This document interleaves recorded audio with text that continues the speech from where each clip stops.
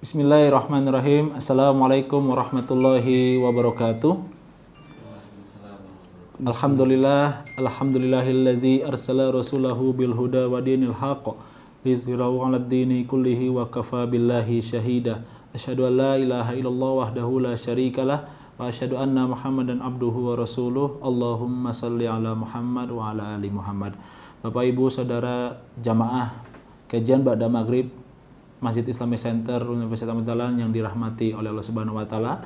Pertama-tama marilah kita panjatkan rasa syukur kita kehadirat Allah Subhanahu wa taala yang dimana atas limpahan karunia-Nya, rahmat-Nya, taufik wa hidayah kepada kita semua sehingga alhamdulillah pada kesempatan malam hari ini kita dapat bermuahajah kembali, menuntut ilmu kembali pada malam hari ini. Semoga niat kita untuk bermajelis ilmu pada malam hari ini diberkahi oleh Allah Subhanahu wa taala. Amin. Salawat dan salam senantiasa tercurah limpahkan kepada uswatun hasanah kita Nabi Muhammad sallallahu alaihi wasallam, di mana kita selaku umatnya senantiasa istiqomah menjalankan risalah kenabiannya, dan kita berharap kepada Allah Subhanahu wa taala semoga di yaumil akhir nanti kita mendapatkan syafaat dari Rasulullah sallallahu alaihi wasallam. Amin. Alhamdulillah, setelah hadir di tengah-tengah kita pemateri pada malam hari ini Al-Ustadz Dr. Andes Haji Anhar Ansori MSc PhD. Kita sapa dulu. Assalamualaikum Ustadz. Waalaikumsalam warahmatullahi. Bagaimana kabarnya Ustadz? Alhamdulillah sehat. Alhamdulillah sehat. Insyaallah seperti biasa beliau akan melanjutkan materi tematik terkait akidah akhlak yang dimana pada pertemuan sebelumnya menyampaikan tentang iman kepada Rasul Ulul Azmi yang dimana membahas tentang Nabi Ibrahim. Tapi sebelum melanjutkan materi, ada beberapa pertanyaan yang mungkin nanti akan dijawab terlebih dahulu, lalu selanjutnya dilanjutkan oleh materi tentang iman kepada Rasul Ulul Azmi. Baik, agar lebih berkah pada malam hari ini, kita buka dengan membaca basmalah bersama-sama. Bismillahirrahmanirrahim. Monggo kepada Al-Ustadz Dr. Andes Haji Anhar Ansori MSc PhD dengan segala hormat disilahkan. Terima kasih. Assalamualaikum warahmatullahi wabarakatuh. Waalaikumsalam. Bismillahirrahmanirrahim. Alhamdulillahirabbil alamin wassalatu wassalamu ala asyrafil mursalin nabiyina Muhammadin wa ala alihi wa ashabihi wa man tabi'a hudahu bi ihsanin ila yaumiddin. Bapak-bapak, ibu-ibu, saudara-saudara, para pemirsa dimanapun berada yang dapat bergabung secara virtual yang sangat saya hormati, yang kami muliakan. Alhamdulillah kita panjatkan kehadirat Allah Subhanahu wa taala yang telah melimpahkan rahmat, taufik dan hidayahnya kepada kita sehingga pada kesempatan ini kita bisa bersama-sama lagi ya mengaji, ya mudah-mudahan pengajian kita bersama ini dapat menambah ya wawasan pemahaman kita terhadap Islam dan dapat meningkatkan semangat ibadah kita. Amin.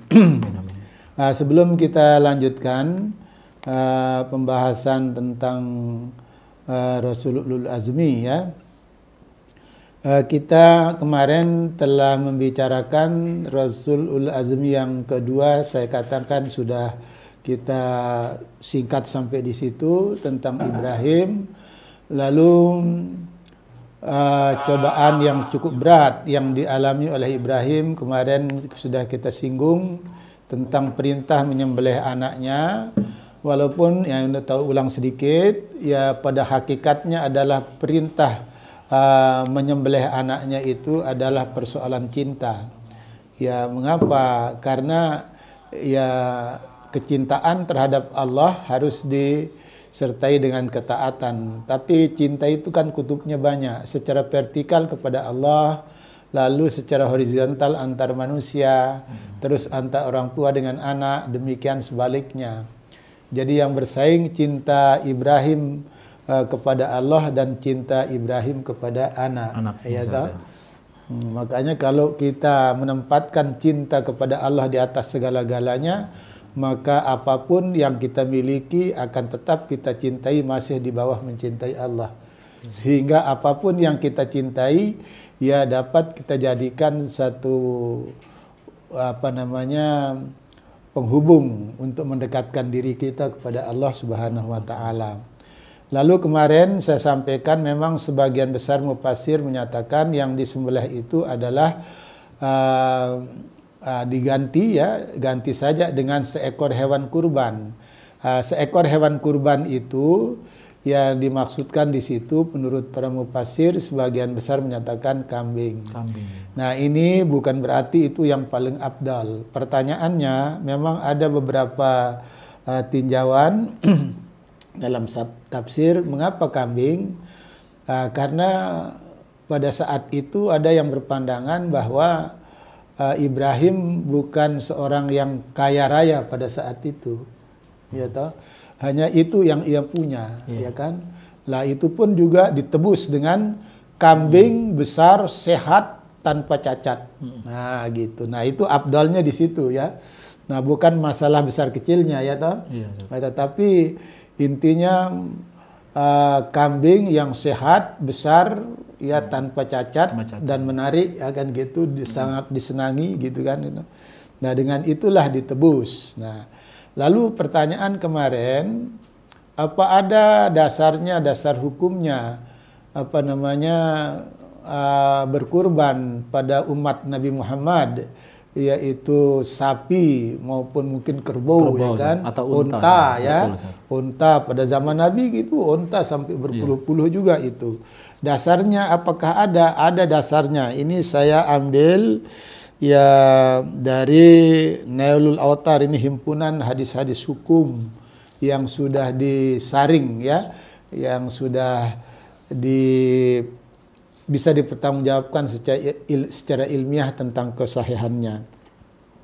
Banyak ini sebenarnya, tapi saya bacakan sedikit aja. Nanti ada yang terjemahannya saya sampaikan biar lebih ringkas gitu.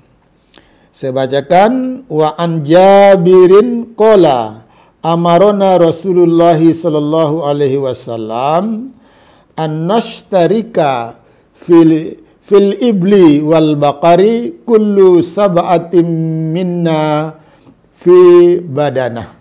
Ini muttafaqun alaih ya. Hadis riwayatkan oleh Imam Ahmad, Bukhari dan Muslim. Nah, jadi ada yang berpandangan muttafaqun alaih itu tidak hanya Bukhari dan Muslim tapi juga Ahmad itu kan. Makanya ini disebut muttafaqun alaih ya, hadis riwayat Ahmad, Bukhari dan Muslim. Dan dari Jabir, ia berkata, aku disuruh Rasulullah bersekutu, artinya bekerja sama ya, menyatu dalam seekor unta dan sapi. Artinya kalau tidak seekor unta ya seekor sapi. Untuk setiap 7 orang dengan seekor badanah. Badanah itu kambing. Ya toh? Jadi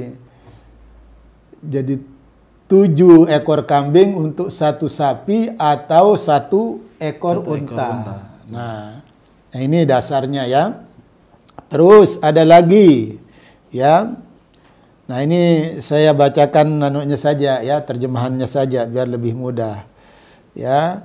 Dan dalam satu lafaz Jabir berkata, Rasulullah SAW bersabda kepada kami, bersekutulah, ya kerjasamalah maksudnya itu kamu dalam unta dan sapi untuk setiap 7 orang dengan seekor badanah.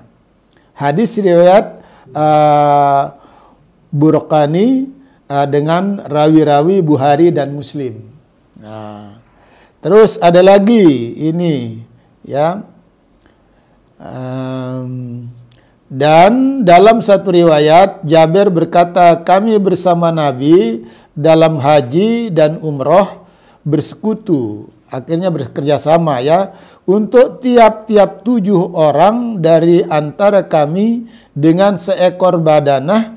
Lalu ada seorang laki-laki bertanya kepada Jabir, apakah dia juga bersekutu dalam sapi sebagaimana ia bersekutu dalam binatang-binatang sembelihan lainnya? Jabir menjawab, dia itu tidak lain melainkan dari badanah. Nah, itu badanah itu seekor kambing ya.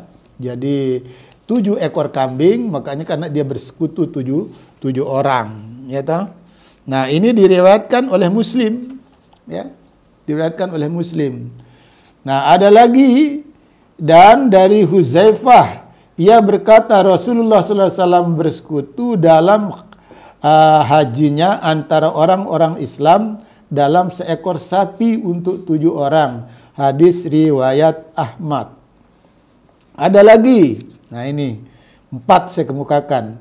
Dan dari Ibnu Abbas berkata, kami dalam bepergian bersama Nabi. Lalu tibalah Idul Adha. Kemudian kami menyembelih seekor sapi untuk 7 orang. Dan seekor unta untuk 10 orang. Mungkin karena terlalu besar ya kan. Nah, ini hadis riwayat imam yang 5 kecuali Abu Daud. Jadi Bukhari, Muslim juga termasuk di situ. Ya, Tirmizi juga masuk di situ meriwayatkan. Saya kemukakan itu dasar-dasar hukum. Kalau kita mau mengurban sapi, unta. Terus pertanyaannya, kalau untuk skup Indonesia kan tidak hanya sapi ya kan, unta malah tidak ada ya. Nanti di tempat lain tidak ada sapi, adanya kerbau, gitu. Nah, kerbau seperti di NTB lah umpamanya umumnya ya. Di Nusa Tenggara Barat itu lebih banyak kerbau ya toh. Maka kerbau juga yang disembelih itu sama statusnya itu. Saya pikir itu jawaban saya ya. Jadi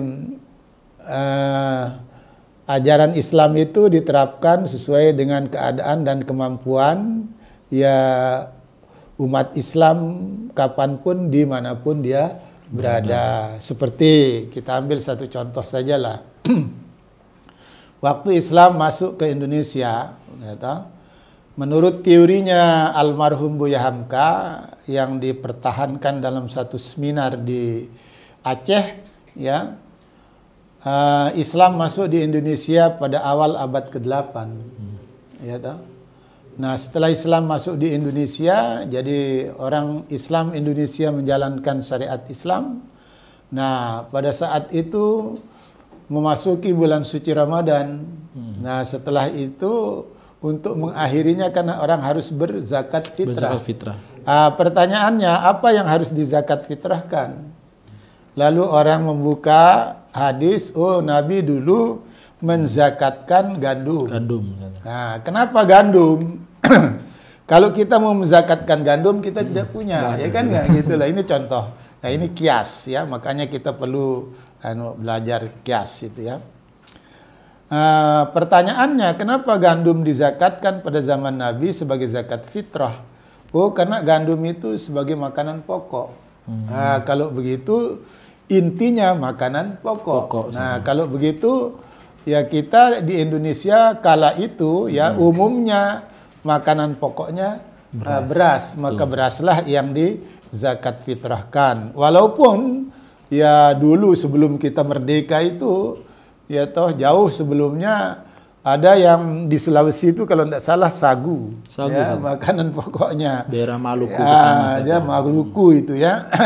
Terus di Madura itu jagung. Maka jagung bisa dizakatkan karena itu kebutuhan pokok. Nah, saya pikir itu ya jawaban dari saya atas Bapak yang bertanya pada pekan hari Kamis yang lalu.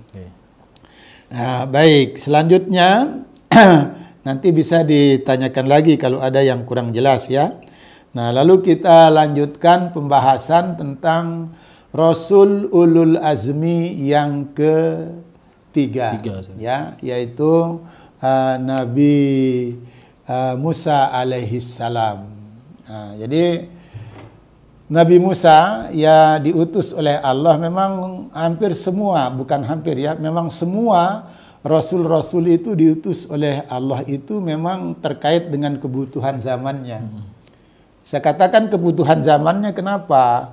Karena pada zaman-zaman para Rasul itu diutus kondisi ya kehidupan sosial, kehidupan ekonomi, kehidupan kemasyarakatan itu sudah banyak menyimpang. Ya, sudah banyak menyimpang dari ajaran-ajaran yang diturunkan oleh Allah, dari syariat yang diturunkan oleh Allah melalui rasul-rasul terdahulu. Ya, katakanlah umpamanya Musa. Musa itu kan buyutnya Ibrahim. Itu, ya kan? Jadi agama Islam yang dibawa oleh Ibrahim, ya, agama yang Hanif, agama Islam dalam pandangan Muhammadiyah, Islam juga itu, ya, itu sudah ditinggalkan oleh masyarakat. Ya, sudah ditinggalkan oleh masyarakat. Jadi masyarakat itu sudah artinya meninggalkan agama-agama yang Hanif, ya, lalu menyembah berhala-berhala pada zaman itu, ya. Lalu di Mesir itu mengapa Mesir kok menjadi ya, kenapa? Mesir itu salah satu negara di Afrika itu, ya, salah satu negara yang kondisi, ya, geografisnya, kondisi tanahnya sangat subur.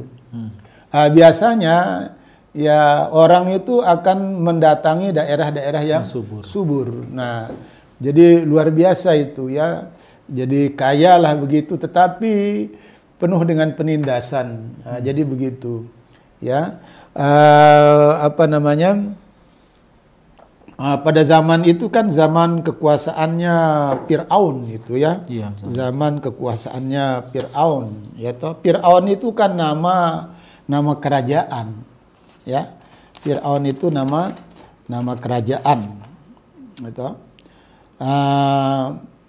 Lalu pada zaman Nabi Musa diutus oleh Allah itu, kerajaan Fir'aun, rajanya itu bernama Mineptah, ya, bin Rames, ya kata. Jadi Mineptah bin Rames atau Meraneptah bin Rames II, ya toh. Itu yang jasadnya masih sekarang ada di museum di Mesir. Tapi perlu diingat bahwa itulah kondisi, ya, masyarakat Mesir pada saat itu saling menzalimi, ya. Jadi yang kuat menindas yang lemah, jadi yang lemah selalu menjadi, ya, tertindas. Jadi begitu, ya. Bahkan, ya, Mineptah bin Rames II itu sudah memposisikan dirinya sebagai Tuhan. Nah, pada saat-saat itulah kekacauan kehidupan itulah Allah mengutus para rasulnya. Ya, demikian juga nanti kita bicarakan pada yang terakhir itu tentang Nabi Muhammad SAW itu juga demikian. Nah, pada saat itu maka Allah menurunkan Rasul untuk memperbaiki keadaan. Itu yang jelas itu. Supaya keadaan hidup orang, hidup bermasyarakat, hidup berekonomi dan lain-lain sesuai dengan kemauan Allah Subhanahu wa Ta'ala. Makanya diutuslah Rasul itu dari ke zaman membawa syariat. Jadi itu intinya. Lalu pada zaman Mineptah bin Rames II itu, karena untuk menjaga kekuasaannya memang timbul isu itu, ya, isu bahwa akan lahir seseorang dari keturunan Bani Israel yang akan memperbaiki keadaan umat, akan memberantas kezaliman. Nah, jadi info ini mendapat tanggapan serius, ya, dari Mineptah bin Rames II itu, ya, dan Rameses II. Oh, kalau begitu, dibuatlah satu keputusan. Jadi setiap anak laki-laki harus dibunuh. Nah, karena untuk menghambat jangan sampai, sebenarnya kan kalau kita pikir-pikir dia lemah kan, penakut, ya kan begitu, penakut. Tapi di sisi lain dia tidak sadar dirinya penakut, tapi di sisi lain dia menganggap dirinya sebagai Tuhan. Nah, ini kan paradok jadinya kan, antara mentalnya, ya, dengan kebutuhannya kan gitu, dengan sikapnya itu memang berbeda, ya kan gitu. Sebenarnya dia pengecut, ya gitu loh, gitu. Nah, makanya dibuat satu keputusan siapapun yang lahir harus dibunuh. Laki-laki. Artinya siapapun yang lahir laki-laki dari kelompok manapun dia harus dibunuh, ya kan begitu. Nah, setelah itu pendek cerita, ya, Musa itu lahir, tapi waktu itu belum dinamakan Musa, ya. Jadi ibunya itu belum memberi nama itu. Ibunya belum memberi nama. Lahirlah dia, bayi Musa itu lahir. Nah, terus ini diterangkan di dalam surat Al-Qasas itu, ya. Jadi kalau kita baca itu luar biasa itu, ya. Sungguh Fir'aun telah berbuat sewenang-wenang, ya, di bumi dan menjadikan penduduknya berpecah belah. Dia menindas segolongan dari mereka, Bani Israel itu yang ditindas, dan dia menyembelih anak laki-laki mereka dan membiarkan hidup anak perempuan mereka. Sungguh dia Fir'aun itu termasuk orang-orang yang berbuat kerusakan. Ini di dalam surat yang ke-28, surat Al-Qasas. Bisa dibaca dari ayat 1 itu. Ini yang saya baca terjemahannya tadi, itu ayat 4. Dan kami hendak memberi karunia kepada orang-orang yang tertindas di Mesir, ya, dan hendak menjadikan mereka pemimpin dan menjadikan mereka orang-orang yang mewarisi bumi. Nah, maksudnya itu kehadiran Isa tanpa Musa. Ya toh? Ya, supaya dapat memimpin kaumnya ke jalan yang benar. Dan kami teguhkan kedudukan mereka di bumi dan kami perlihatkan kepada Fir'aun dan Haman bersama bala tentaranya apa yang selalu mereka takutkan. Nah, ini takutkan kan kehadiran laki-laki, ya toh, yang akan merebut kekuasaannya, kan begitu. Nah, setelah lahir, saya berikan cerita pendek saja karena terlalu luas itu, ya. Setelah lahir, lalu ibunya Musa itu, ada mengatakan ibunya Musa itu bernama Yohanis. Ada juga mengatakan Yukabad. Gitu, ya kan. Bisa saja dia punya dua nama, kan gitu, ya. Mendapat ilham dari Allah Subhanahu wa taala. Nah, jadi kalau wahyu itu, ya, kalau diturunkan kepada selain Rasul, maka ilham namanya, yang tepat ilham, bukan wahyu. Jadi diilhamkan kepada ibunya Musa supaya jangan takut. Ini diterangkan nanti dalam ayat 7, 8, 9, 10, 11, 12 sampai sekian ayat itu dalam surat Al-Qasas, ya. Kamu jangan khawatir. Nah, kamu nanti akan menyusuinya. Nah, gitu itu diterangkan dalam Quran itu. Ya toh. Jadi bukan cerita-cerita sejarah tanpa dasar, tapi ini dasarnya Al-Quran sumbernya, kan begitu. Nah, sudah diilhamkan, jangan takut, nanti kamu akan menyusui. Nah, terus dia menyuruh seseorang untuk membuat kotak. Nah, gitu.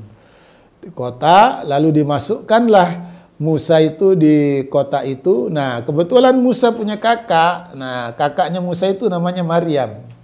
Nah, nama kakaknya Musa itu Maryam. Nah, setelah jadi kotaknya dimasukkan di situ, ditutup rapilah begitu, baru dihanyutkan di Sungai Nil. Nah, begitu. Tapi ibunya Musa berpesan kepada kakaknya Musa, Maryam. Udah, kamu ikuti saja kemana arah air itu membawa adikmu, ikuti, amati apa yang mereka lakukan kepadanya. Tapi jangan sampai mereka tahu bahwa kamu itu adalah saudaranya, kakaknya. Gitu pesan ibunya Musa. Pendek cerita. Lalu berlabuhlah di depan istananya Fir'aun, ya toh. Jadi orang mengira, ada yang mengatakan pada dayang-dayang itu terus kembali karena sedang mandi juga ada gitu loh. Terus langsung digapai itu. Nah, perkiraan mereka mungkin harta apa gitu kan. Ya. Setelah itu dibawa ke depannya Asia. Istrinya Fir'aun, ya kan?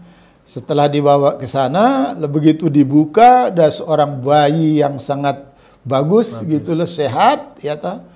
Nah, mau dibunuh oleh Fir'aun. Wah, jangan, katanya gitu. Kita kan tidak punya anak, kan. Sampean ini sudah menikah dengan saya ini berapa lama, tidak dapat anak, alias mandul mungkin gitu. Tidak dapat anak. Ya kita didiklah dia, kita sayangi dia, ya. Dia mungkin bermanfaat dalam hidup kita ke depan.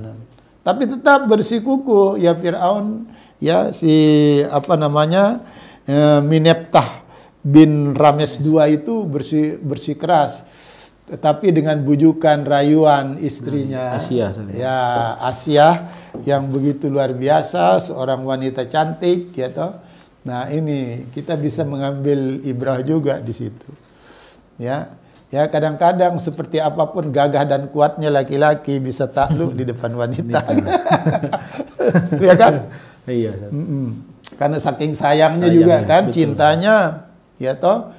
Cinta membuat orang menjadi luluh lantah, kan begitu, ya toh. Ya menyerah, ya kan. Seperti kemarin juga kan begitu. Kita bicara tentang siapa? Kita bicara tentang betapa besar cintanya Ibrahim kepada Allah. Sehingga anak pun juga siap untuk dikurban. Betapa cintanya. Nah ini persoalan cinta, makanya saya katakan cintanya Ismail kepada Allah, ya, sehingga dia relakan dirinya, ya, dipasrah dia kepada Allah. Silahkan laksanakan ayahku. Nah gitu, saya akan sabar. Nah jadi begitu. Kalau namanya orang sudah mabuk cinta itu kan begitu ya. Ya ini sama sih. Ini juga siapa namanya? Walaupun dia cintanya itu dunia saja kan gitu loh. Dia kan cinta dunia saja, bukan cinta kepada Allah, ya toh. Si Mineptah bin Rames II itu, ya, raja Fir'aun yang kedua itu kayak gitu, ya. Nah, udahlah kalau itu yang kamu inginkan. Nah, gitu. Tapi Allah menyatakan dalam Al-Quran surat Al-Qasas, nanti bisa dibaca ayat 9, 10, 11, 12 itu, ya memang dijadikan nah sebelum saya lanjutkan, begitu dilihat oleh Asia, lalu dia yang memberi nama Musa. Ya toh, Musa. Mu itu artinya air. Ya, sa itu artinya pohon. Gitu.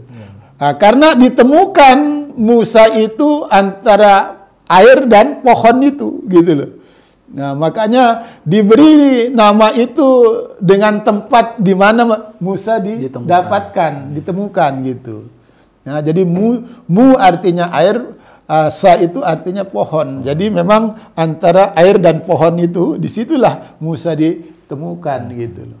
Nah, makanya diberi nama oleh Asia itu Musa. Nah, gitu. Nah, karena anak kecil kan nangis, ya toh? Nangis, ya membutuhkan ASI. Nah, tapi Allah menyatakan, ya, dalam surat Al-Qasas, ya, dijadikan Musa itu tidak mau menyusu kepada siapapun. Gitu. Padahal para dayang-dayang itu sudah kemana-mana, ya, mencari ibu susuan. Sudah berapa ibu susuan yang ditawarkan dibawa ke istana. Tidak mau. Semua ditolak oleh Musa. Nah ini luar biasa ini. Itu skenario Allah Subhanahu Wa Taala. Skenarionya Allah Subhanahu Wa Taala. Tidak mau. Nah terus besoknya karena dia tidak mau kan panik mereka. Nggak tahu. Terus tetap para dayang-dayang dan lain-lain itu pembantunya itu disuruh mencari ibu susuan. Nah, Maryam tahu, kakaknya Musa itu tahu, oh ini mencari susuan ini, gitu kan gitu. Nah, terus dia coba berpapasan. Mau kemana ibu? Mau kemana? Gitu. Oh, saya mau mencari tukang susu untuk menyusui anak di istana. Tapi ini sudah berapa wanita, tidak ada yang mau. Ditolak semua katanya. Oh, saya punya tetangga. Nah, tapi dia tidak mengatakan ibunya. Kan gitu. Tidak, ibunya yang ditunjuk. Oh, saya punya tetangga, dia bisa merawat anak dengan baik. Kayaknya dia juga bisa menyusui. Apa benar? Kamu bisa tunjukkan kita? Oh, bisa. Dibawa ke tempat ibunya, tapi dia seolah orang lain. Nah, kan. Itu ibu itu. Coba ditanya, mungkin bisa katanya gitu. Tapi dia sudah bicara juga sama ibunya dulu sebelumnya. Nah gitu. Nanti kalau umpamanya saya ketemu dengan mereka-mereka yang mencari ibu susuan, nanti saya tunjukkan kepada ibu. Makanya di dalam Quran itu janji Allah. Ya, kamu jangan khawatir, kamu akan menyusui anakmu kok, katanya gitu loh. Itu disebutkan nanti. Janjinya Allah. Ya. Nah, itu janji Allah ini dalam surat Al-Qasas. Ya, ayat 9, 10, 11, 12, 13 itu nanti ada di situ. Ya toh. Nah, setelah itu begitu dia ketemu, oh saya punya tetangga, ya seorang ibu ya orangnya penyayang, biasa merawat ya anak katanya. Oh coba bawa kita ke sana. Nah, lalu dibawa. Setelah gitu dia mau dibawa ke istana tidak mau. Awalnya tidak mau ya toh.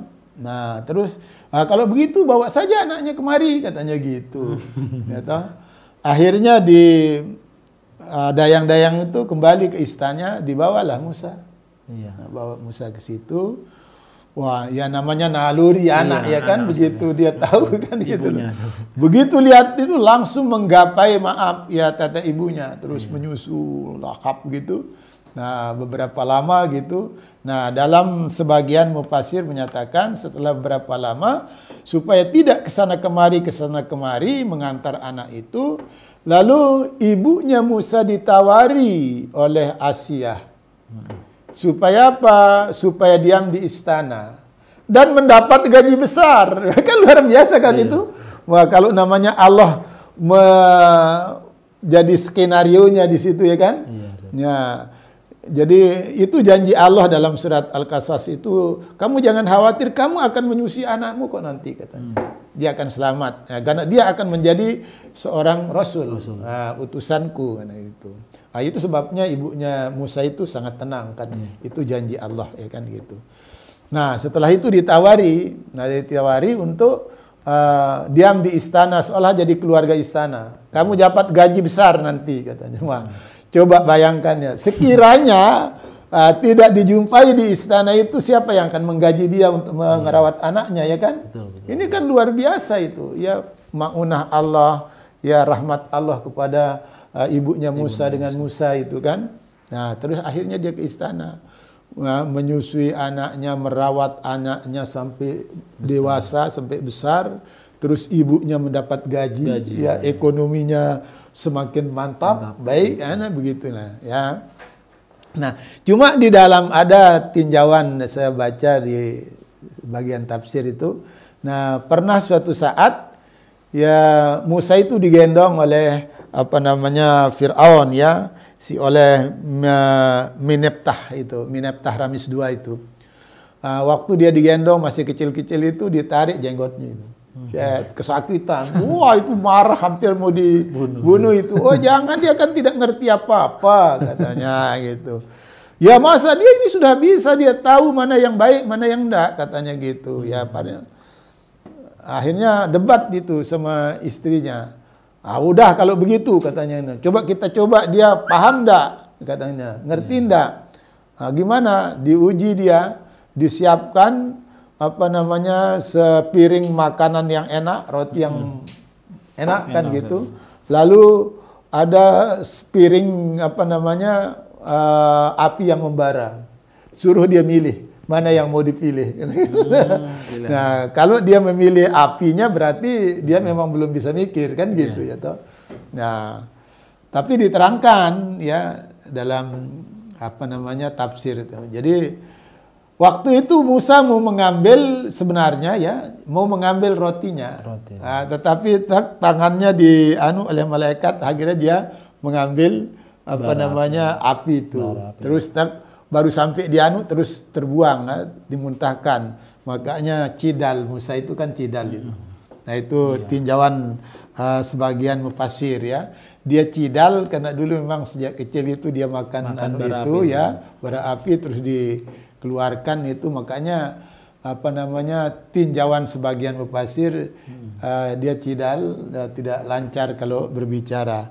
Pada akhirnya memang efeknya dia memohon kepada Allah supaya saudaranya Harun juga dijadikan sebagai seorang nabi untuk membantu gerakan ya Islamnya gitu, dakwahnya gitu. Nah, Baik, Ustaz. pendek cerita terus 3 menit lagi, Ustaz. Oh, 3 menit lagi. Waduh, ini cerita panjangnya. Setelah besar begitu, ya toh, dia biasa jalan-jalan keluar gitu. Orangnya kekar, tubuhnya bagus gitu loh. Lalu dia melihat ada orang berkelahi, ya toh, antara orang Kibti dengan orang Bani Israel. Nah, gitu. Waktu itu yang Bani Israel itu, ya toh, minta bantuan, ya toh. Minta bantuan karena dia sudah kewalahan. Persoalannya apa? Dia diminta untuk mengangkut kayu tapi tidak diupah. Enggak mau, ya toh. Akhirnya berkelahi di situ.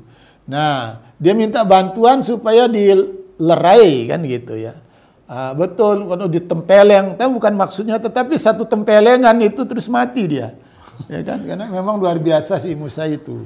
Nah, ini menyebar, pendek cerita. Dan Musa itu menyesal sekali, karena dia tidak bermaksud untuk membunuh. Ini diterangkan secara clear di dalam Quran itu, ya toh. Nah, setelah itu isu itu sampai ke istana.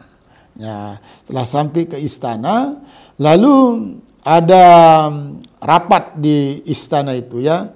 Nah, jadi rapat di situ, Musa itu membunuh, katanya yang dibunuh orang Kibti ya. Jadi yang dibunuh itu namanya Patun. Yang terbunuh itu. Lawannya yang minta tolong itu namanya Samiri. Samiri ini orang Bani Israel gitu. Karena Samiri diminta mengangkutkan dia kayu tapi tidak dibayar. Oh, enggak mau aku. Kata, oh, aduh kelahi kan gitu. Jangan kamu macam-macam, saya suruh kamu enggak mau. Ya, kamu menyuruh saya enggak dikasih upah katanya gitu. Akhirnya berkelahi lalu minta bantuan. Nah, matilah si Patun itu. Tapi terus diikuti rasa menyesal terus oleh Musa karena dia tidak berniat membunuh. Nah, setelah itu datanglah seorang yang sangat perhatian terhadap Musa. Karena pada saat itu sudah ada keputusan. Jadi keputusan para petinggi-petinggi ya Fir'aun, Raja Fir'aun itu, si Mineptah itu, bin Rames II itu, wah kalau begitu besok kita pancung saja dia gitu. Artinya kita bunuh, ya kan. Nah, setelah mendengar keputusan itu, ada seorang laki-laki yang sangat perhatian sama Musa, dia juga orang Bani Israel, mencari Musa. Oh. Musa, ada apa? Saya sudah mendengar, saya sudah nguping ini keputusan dari Fir'aun itu, ya akan menjatuhkan hukuman mati kepadamu besok. Mulai sekarang ini harus keluar. Keluar dari sini, katanya. Segera keluar dari sini. Wah, jadi Musa tidak pikir lagi. Dengan pakaian-pakaian seadanya, dia terus tidak balik. Terus langsung dia jalan terus. Selama berapa?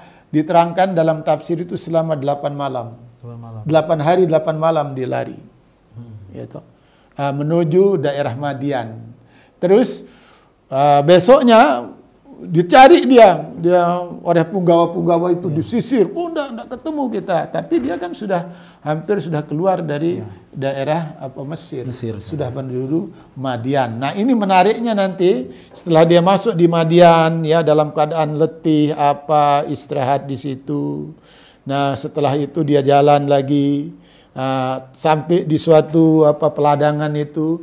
Dilihat 2 orang wanita sedang menghalau kambing-kambingnya supaya kumpul.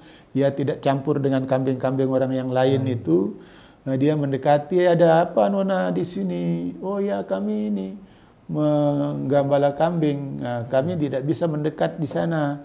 Ya karena kita antri meminumkan kambing ini, katanya itu. Nah, kalau mereka sudah selesai baru kami mendekat, katanya. Oh begitu. Apa tidak ada sumur lain? Ada. Tapi tidak bisa dibuka orang. Di mana? Nah, ditunjukkan. Nah, maka dibukalah, diangkat batu itu oleh Musa. Fambadasat min husrata asrata ainan qad alima kullu unasim masrabahum. Itu dalam Al-Quran itu ya. Wow, terus diminumkan kambing itu ya. Kasihan Musa kan melihat 2 wanita. Setelah itu 2 wanita itu berterima kasih lalu minta izin balik. Sampai di rumah ternyata 2 gadis ini anaknya Nabi Shu'aib. Gitu. Kenapa cepat sekali kamu sampai di rumah? Lalu dia cerita, ada seorang pemuda begini, dia ceritakan, ini bukan pemuda biasa. Karena waktu itu Nabi Syuaib sudah sangat tua. Kalau begitu, kamu undang dia. Saya akan mengucapkan terima kasih, dia bukan manusia sembarangan itu. Yang satu disuruh masak, menyiapkan hidangan. Aduh ini ya, insya Allah kita akan bahas itu pada pekan depan. Ini cukup menarik nanti. Setelah itu nanti dia bersama Nabi Syuaib menikah dengan anaknya, diterangkan dalam Al-Quran. Lalu dua anaknya meminta kepada ayahnya supaya menjadikan Musa sebagai menantu. Gitu loh. Iya toh? Nah, terus nanti dalam perjalanan setelah sekian lama, nanti prosesnya pengangkatannya sebagai Rasul. Ini penting sekali menjadi ibrah bagi kita ya.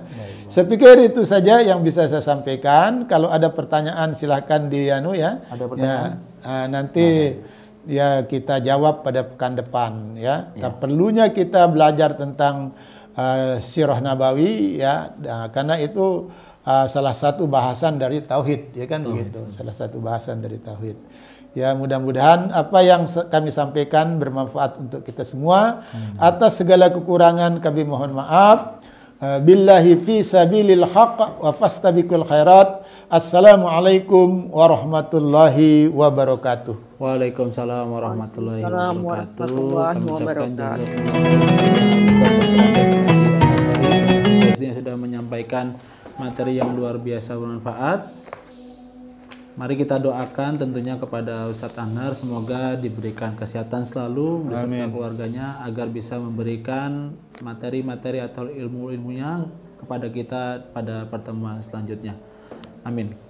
Baik Bapak Ibu, karena tidak ada pertanyaan, maka kita tutup kajian Ba'da Maghrib ini dengan mengucap lafaz hamdalah bersama-sama. Alhamdulillahirabbil alamin. Terima kasih, kurang lebih mohon maaf. Billahi fisabilil haq wa fastabiqul khairat. Assalamualaikum warahmatullahi wabarakatuh. Waalaikumsalam.